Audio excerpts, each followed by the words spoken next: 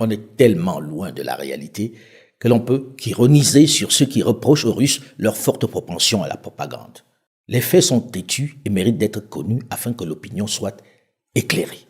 La présence américaine sur le territoire de la République du Niger est illégale et viole toutes les règles constitutionnelles et démocratiques qui voudraient que le peuple souverain, notamment à travers ses représentants élus, soit consulté pour l'installation d'une armée étrangère sur le territoire national. Que s'est-il réellement passé pour qu'on en arrive là?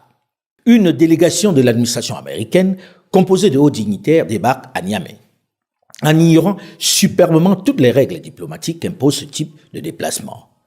Dans la pratique, pour effectuer ce type de visite de travail très officielle, l'administration américaine, dans le cas d'espèce, doit adresser un courrier aux autorités nigériennes.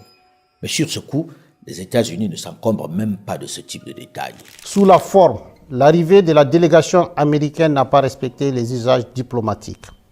En effet, c'est de façon unilatérale, par note verbale, que le gouvernement américain a informé le gouvernement nigérien de la date d'arrivée et de la composition de sa délégation, ainsi que les autorités nigériennes à rencontrer, sans précision aucune quant à l'objet de sa visite.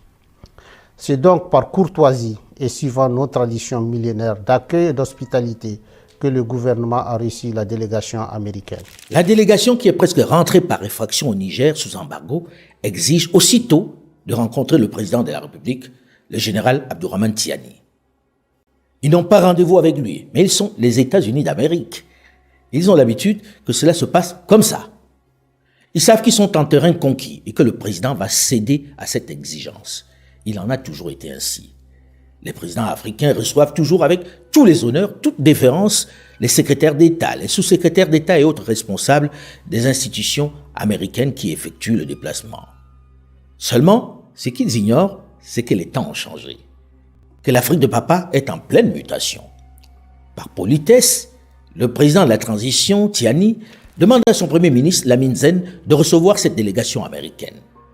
Le climat est tendu dans la salle lorsque le Premier ministre, entouré des plus hautes personnalités militaires et quelques civils, reçoit les visiteurs. Les autres, dans un style très condescendant, très supérieur, annoncent la couleur. La chef de la délégation, la secrétaire d'État adjointe aux affaires africaines, Moulik Fi, met tout de suite en joue les autorités nigériennes. Elle les accuse d'avoir passé un accord secret avec l'Iran pour leur vendre de l'uranium qui va servir à développer leur programme nucléaire. Une accusation qui fait bondir les autorités nigériennes dans la salle. D'accord secret, il n'y en a jamais eu.